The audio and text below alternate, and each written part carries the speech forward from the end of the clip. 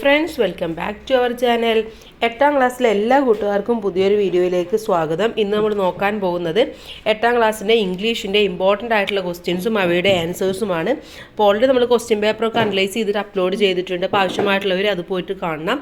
ഇനി നമുക്ക് ഇമ്പോർട്ടൻ്റ് ആയിട്ട് വന്നിട്ടുള്ള കുറച്ച് ക്വസ്റ്റ്യൻസും കൂടെ നോക്കാവുന്നതാണ്. Okay, first question: Prepare a profile of Victory Mary Hugh using the details given below. Use appropriate linkers whenever necessary.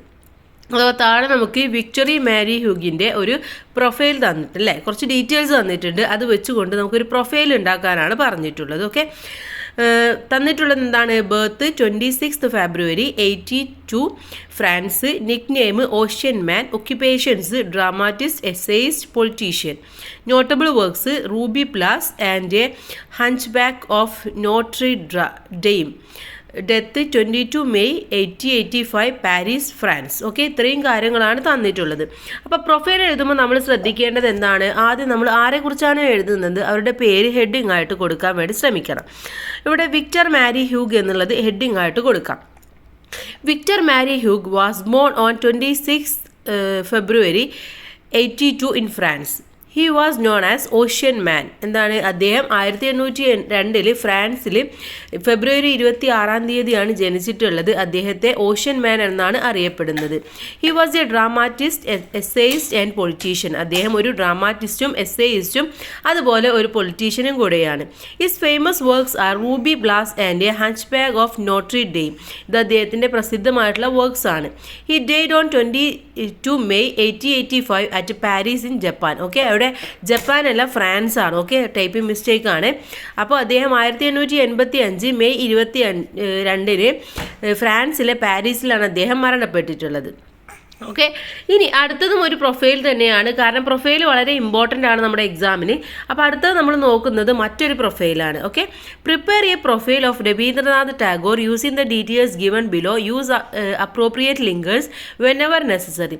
അടുത്തത് നമ്മൾ നോക്കുന്നത് രവീന്ദ്രനാഥ് ടാഗോറിൻ്റെ ഒരു പ്രൊഫൈലാണ്. ഓക്കെ, ഇപ്പോൾ ഈ രണ്ട് പ്രൊഫൈലും കൂട്ടുകാർ മനസ്സിലാക്കി വെക്കുക. എവിടെയൊക്കെയാണ് നമ്മൾ കറക്റ്റ് ആയിട്ടുള്ള ലിങ്കേഴ്സ് കൊടുക്കുന്നത് എന്ന് മനസ്സിലാക്കുക. അതേപോലെ നിങ്ങൾക്ക് പ്രൊഫൈൽ എഴുതാൻ തന്നിട്ടുണ്ടെങ്കിൽ അത് നല്ല രീതിയിൽ എഴുതാനും ശ്രമിക്കണം. Name Rabindranath Tagore. Birth 7 May 1861. Birth place Kolkata. Nationality Indian. Notable works Gitanjali and Manasi. Award Nobel prize in literature 1930. Death August 7, 1941. Okay, അപ്പോൾ രവീന്ദ്രനാഥ് ടാഗോർ എന്നതിൻ്റെ ഹെഡിങ് കൊടുക്കുക. Rabindranath Tagore was a great Indian poet. അദ്ദേഹം ഇന്ത്യയിലെ ഒരു വലിയ ഒരു പോയറ്റാണ്. He was born on 7 May 1861 in Kolkata. അദ്ദേഹം 1861 കൊൽക്കത്തയിൽ മെയ് 7 ജനിച്ചിട്ടുള്ളത്. He wrote the national anthem of India. അദ്ദേഹമാണ് ഇന്ത്യയുടെ ദേശീയ ഗാനം രചിച്ചിട്ടുള്ളത്.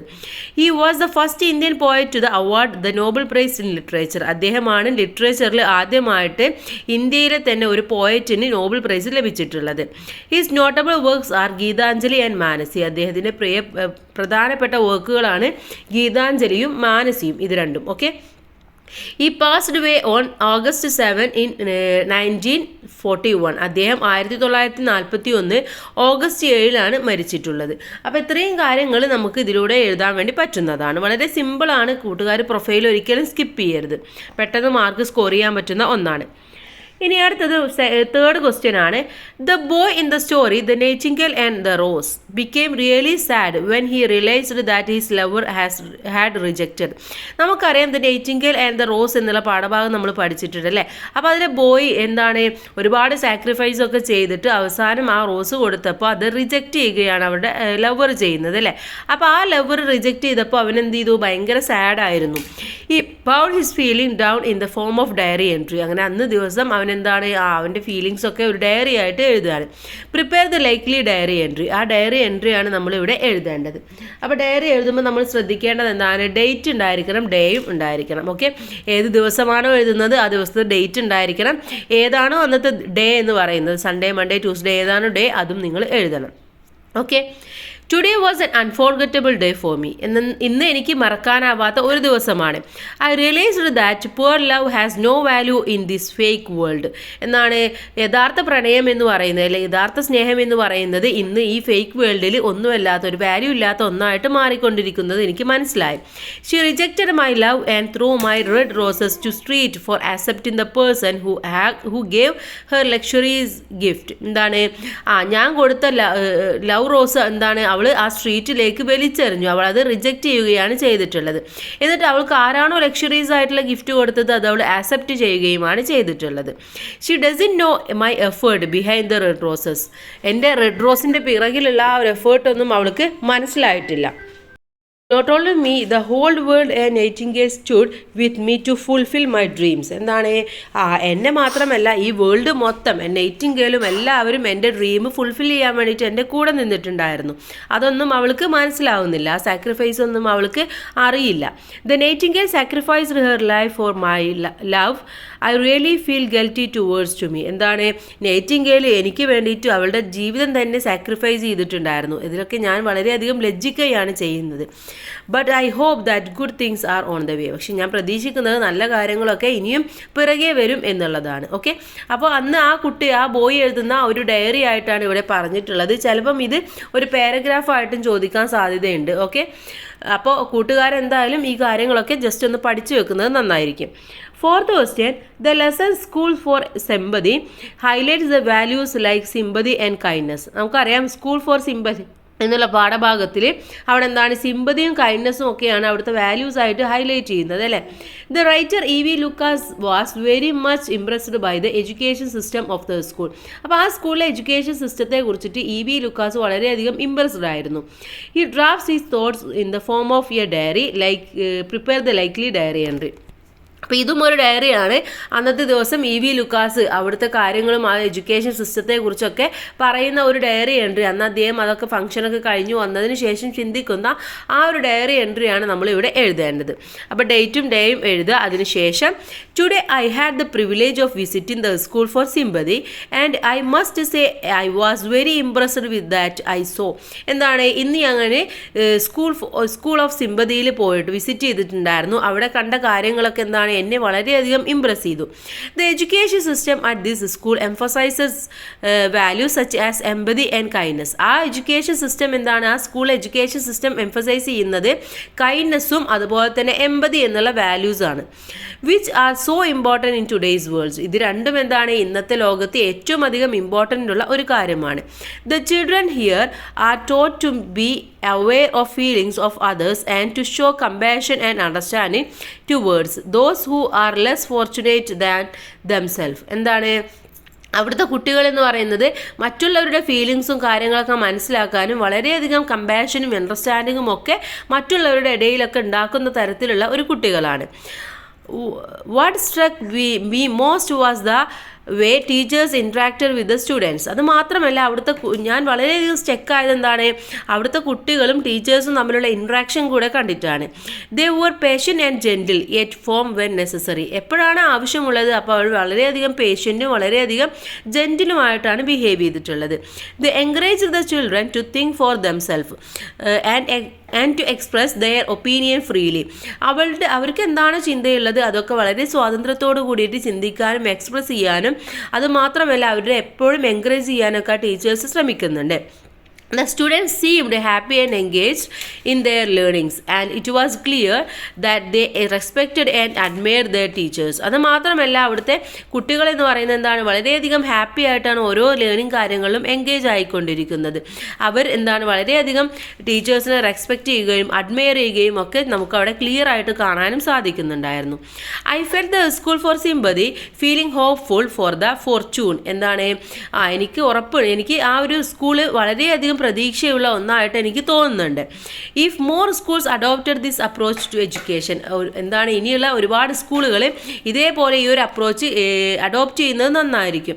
I believe we could create a kinder more compassionate society. അങ്ങനെ ഞാൻ വിശ്വസിക്കുന്നത് ഇത്തരത്തിലാണെങ്കിൽ നല്ല കൈൻഡായിട്ടുള്ള അതുപോലെ തന്നെ സൊസൈറ്റിയുമായിട്ട് വളരെ കമ്പാഷനേറ്റ് ആയിട്ടുള്ള ഒരുപാട് കുട്ടികളെ നമുക്ക് അല്ലെങ്കിൽ ഒരു സൊസൈറ്റിയെ തന്നെ നമുക്ക് ക്രിയേറ്റ് ചെയ്യാൻ വേണ്ടി പറ്റും. It was A truly inspiring experience. ഇതെനിക്ക് വളരെയധികം വളരെ സത്യസന്ധമായിട്ടുള്ള ഒരു എക്സ്പീരിയൻസും കൂടെ ആയിരുന്നു അന്ന് അവിടെ പോയിട്ടുണ്ടായിരുന്നത്. അവിടെ കണ്ട കാഴ്ചകൾ എന്തൊക്കെയാണ് ഈ ഒരു ഇതിലൂടെ പറയുന്നത്. ഓക്കെ, അപ്പോൾ ഇങ്ങനെ ആയിരിക്കണം നിങ്ങളൊരു ഡയറി എഴുതേണ്ടത്. ഇവിടെ 2 ഡയറി നമ്മൾ നോക്കി, 2 പ്രൊഫൈലും നോക്കിയിട്ടുണ്ട്. ഇനി അടുത്തൊരു ക്വസ്റ്റ്യൻ എന്ന് പറയുന്നത് Shylock is one of the dominant character in the story the merchant of Venice. എന്താണ് ഷൈലോക്ക് എന്നുള്ള ക്യാരക്ടർ നമുക്കറിയാം അല്ലേ. ദ മെർച്ചന്റ് ഓഫ് വെനീസ് എന്നുള്ള പാഠഭാഗത്തിലെ വളരെ ഡോമിനന്റ് വളരെ ഇമ്പോർട്ടൻ്റ് ആയിട്ടുള്ള ഒരു ക്യാരക്ടറാണ്. Prepare A character sketch of Shylock. അപ്പോൾ ഷൈലോക്കിൻ്റെ ഒരു ക്യാരക്ടർ സ്കെച്ച് എഴുതാനാണ് പറഞ്ഞിട്ടുള്ളത്. ക്യാരക്ടർ സ്കെച്ച് എഴുതുമ്പോൾ നമ്മൾ നോക്കേണ്ടത് ആരെക്കുറിച്ചാണോ എഴുതുന്നത് അവരുടെ പേര് ഹെഡിങ് ആയിട്ട് കൊടുക്കണം. ഇവിടെ ഷൈലോക്ക് എന്ന് കൊടുത്തിട്ടുണ്ട്. Shylock had a vital role in the story merchant of Venice. Shylock വളരെ ഇമ്പോർട്ടൻ്റ് ആയിട്ടുള്ള ഒരു റോൾ തന്നെയാണ് ദ മെർച്ചന്റ് ഓഫ് വെനീസ് എന്നുള്ള പാഠഭാഗത്തുള്ളത്. By profession Shylock is a money leader. Okay, professionally എന്താണ് ഷൈലോക്ക് എന്ന് പറയുന്നത് ഈ മണിയൊക്കെ ലെൻഡ് ചെയ്യുന്ന കടം കൊടുക്കുന്ന ഒരാളാണ്. Money lending becomes something crucial if a money lender becomes an exploiter by charging excessive rate of interest. എന്താണ് നമുക്കറിയാം, കടം കൊടുക്കുന്ന ഒരാൾ വളരെയധികം ക്രൂഷ്യൽ ആയിരിക്കും. അതുമാത്രമല്ല ആളുകളുടെ ആവശ്യത്തിനനുസരിച്ച് ചൂഷണം ചെയ്യാനും അവർക്ക് പറ്റും അല്ലേ. കാരണം എന്താണ്, നല്ല ഇൻട്രസ്റ്റ് കൊടുത്തുകൊണ്ടായിരിക്കും. അപ്പോൾ അതേപോലെ വളരെ ഇൻട്രസ്റ്റ് കൊടുക്കുന്ന ഒരാളും കൂടെയായിരുന്നു Shylock. Shylock is a money lender who tries to enrich himself had to increase wealth by exploring the financial needs of others. അപ്പോൾ മറ്റുള്ളവരുടെ സാമ്പത്തികമായിട്ടുള്ള ആവശ്യങ്ങൾ എന്താണോ അതിനനുസരിച്ച് കൊണ്ട് ഷൈലോക്ക് എന്താണ് അവനും വളരെയധികം റിച്ച് ആയിക്കൊണ്ടിരിക്കുകയാണ്. കാരണം അത്രയും അവന് ഇൻട്രസ്റ്റ് കൂട്ടി കൊടുത്തുകൊണ്ടിരിക്കുകയായിരുന്നു എന്ന് അർത്ഥം. Then one reason why the hates Antonio is that Antonio lends money to needy persons without charging any interest at all, and Antonio thus brings down the rate of interest in Venice. Shylock has already a lot of wealth, but his cravings for more money is not satisfied. This make him a contemptible person in the play. അപ്പോൾ എന്താണ്, നമ്മുടെ ഷൈലോക്കിന് ആൻ്റോണിയോനെ ഇഷ്ടമായിരുന്നില്ല. കാരണം എന്താണ്, Antonio ആർക്കാണോ പൈസ ആവശ്യമുള്ളത് അവർക്കൊക്കെ interest ഒന്നും ഇല്ലാതെ വെറുതെ കൊടുക്കുന്ന ഒരു ക്യാരക്ടറായിരുന്നു. അപ്പോൾ അതെന്താണ് നമ്മുടെ ഷൈലോക്കിന് ഇഷ്ടമായിരുന്നില്ല. ഷൈലോക്കിന് പിന്നെയും മണി ഇങ്ങനെ ഗ്രേവ് ചെയ്യണം, മണി ഇങ്ങനെ പിന്നെയും എടുക്കണം. അത്യാവശ്യത്തിൽ കൂടുതൽ വെൽത്തുണ്ട്, പക്ഷെ അതൊന്നും പോരാ, പിന്നെയും പിടിച്ചടക്കണം എന്നുള്ള ഒരു തോന്നലായിരുന്നു ഷൈലോക്കിനുണ്ടായിരുന്നത്. അത് ഇവർക്കിടയിൽ എന്താണ് ഒരു പ്രശ്നം അല്ലെങ്കിൽ ഒരു വൈരാഗ്യമൊക്കെ ഉണ്ടാക്കാനുള്ള കാരണമായി എന്നാണ് പറയുന്നത്. ഇനി അവസാനത്തെ ഒരു ക്വസ്റ്റ്യൻ ആണ്, fill in the blanks with the correct word given in the bracket. ബ്രാക്കറ്റിലുള്ള കറക്റ്റ് വേർഡ് നോക്കിയിട്ട് എഴുതാനാണ് പറഞ്ഞിട്ടുള്ളത്. ഓക്കെ, ഇവിടെ once a cold, rainy and windy Saturday, October, a little boy was bored. He went to the kitchen where his mother was reading the newspaper. He said, I don't know what to do. I am bored. ഇവിടെ എന്താണ്, Saturday in October എന്നാണ് വരേണ്ടത്. Okay, in October. Then October dash little boy എന്നുള്ളിടത്ത് a little boy എന്ന് വരണം. He went dash to the kitchen. He went down എന്നാണ് വരേണ്ടത്. Then reading the newspaper and he said എന്ന് വരണം. Okay, അപ്പോൾ ഇതേപോലെയാണ് ഇത് കറക്റ്റായിട്ട് നിങ്ങൾ എഴുതേണ്ടത്. അവിടെ ബ്രാക്കറ്റിൽ കൊടുത്തത് മിസ്സായി പോയതാണ്. ഇതാണ് ബ്രാക്കറ്റിൽ ഉണ്ടായിരുന്ന വേർഡ്സ്. എന്തായാലും കറക്റ്റായിട്ട് നിങ്ങൾക്ക് കിട്ടിയില്ലേ. അപ്പോൾ ഇതൊക്കെ ഇമ്പോർട്ടൻ്റ് ആയിട്ടുള്ള കുറച്ച് ക്വസ്റ്റ്യൻസ് ആണ്. അപ്പോൾ കൂട്ടുകാർ നന്നായിട്ട് പഠിക്കുക. പ്രീവിയസ് ഇയർ ക്വസ്റ്റ്യൻ പേപ്പേഴ്സും നമ്മൾ അപ്ലോഡ് ചെയ്തിട്ടുണ്ട്, മോഡൽ ക്വസ്റ്റ്യൻ പേപ്പേഴ്സും അപ്ലോഡ് ചെയ്തിട്ടുണ്ട്. അതൊക്കെ റെഫർ ചെയ്യുക. നല്ല മാർക്ക് തന്നെ സ്കോർ ചെയ്യാനും കഴിയട്ടെ എല്ലാവർക്കും. Thanks for watching.